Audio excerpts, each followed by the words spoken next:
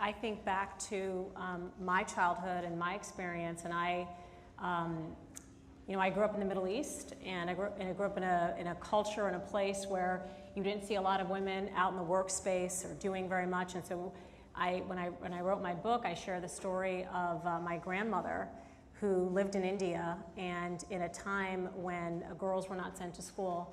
And when she was 8 years old, she went to her parents and said, "I demand to be educated in university, school." And she went to school, left home every day, and back then it was considered shameful for a girl to be seen leaving her home. And she was educated, went to college, and then produced my mother, who became a Fulbright scholar, which then led to me. When I was growing up in Saudi Arabia, you also didn't see a lot of girls wandering around in the streets. And I remember we had a little pet cat who we named Tiger, and she was a female cat. And I remember thinking, every time Tiger would leave and wander in the streets, like how lucky she was that she had the freedom to wander the streets. And to the point that all these ladies have been making about seeing something to believe it's possible, for me that didn't happen until I was watching TV one day and saw Christiane Amanpour talk about, to the point, everything that all of you said really resonates with me.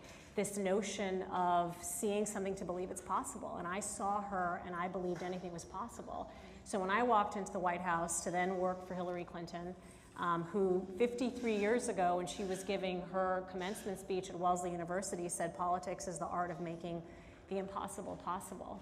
And so much of that journey, every single day, I said to myself, the day I woke up and did not want to go to work is the day I would give notice. And that's what it is to find purpose in your life, to do something that you love, to be at a table, and to always believe that there's space for more people, for more women.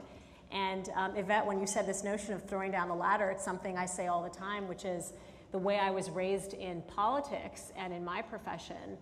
Our responsibility is the opposite. When you're climbing up the steps of that ladder, you're responsible to reach below and reach for hands below you and not step on the fingers of those below, because then there is no progress for everybody. So.